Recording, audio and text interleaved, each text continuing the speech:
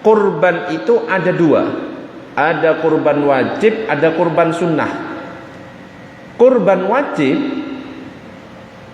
itu tidak boleh orang yang berkurban ikut makan. Faham?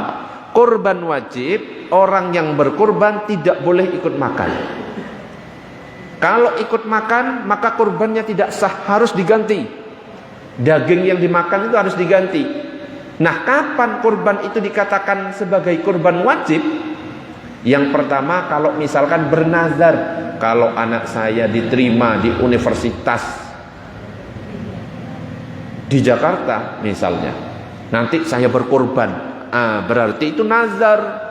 Kalau sudah nazar, yang awalnya kurban itu sunnah, maka kurban itu menjadi wajib. Ketika dia berkurban, tidak boleh sedikit pun mengambil daging dari kurban itu. Ustadz, kalau misalkan ngambil dari daging kurbannya orang lain, paham maksudnya? Ini kan kambingnya, nggak boleh ngambil dari kambing ini. Kalau ngambil dari kambing yang lain, boleh. Yang tidak boleh adalah ngambil dari kambing sendiri. Itu kurban kalau karena nazar. Yang kedua, dengan menentukan. Nah, ini yang kadang-kadang keceplosan. Jadi dalam mazhab Syafi'i, kita menentukan saja itu sudah berubah jadi wajib. Ini kambingnya siapa? Ini kambing kurban saya, berubah jadi wajib, Bah. Faham maksudnya? Ini kambingnya siapa? Kambing kurban saya ini. Loh, menentukan seperti itu jadi wajib, gak boleh makan. Itu kalau dalam mazhab Syafi'i. Tapi ada ulama lain mengatakan, karena kadang-kadang masyarakat umum itu banyak yang masih awam, gak paham kalau ngomong seperti itu jadi wajib. Maka dikatakan dalam kitab yang lain oleh ulama yang lain, bahwa kalau misalkan dia mengatakan ini kambing kurban saya, niatnya itu hanya untuk memberi kabar, coba ngabari, ngasih info, maka tidak sampai jatuh sebagai wajib kalau niatnya cuma mengabari. Ya, kita kan banyak yang nggak tahu kan, ini kambing kurban saya. Itu sebenarnya dalam mazhab Syafi'i wajib. Cuma ada yang meringankan kalau memang dia itu nggak paham.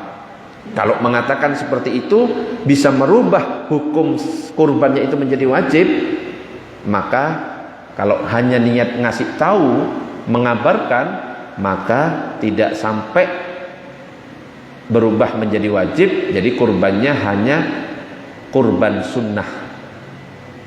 Dan ini disebutkan oleh Syekh Ahmad bin Umar Asy-Syatiri dalam kitab Syarah Yaqutun Nafis.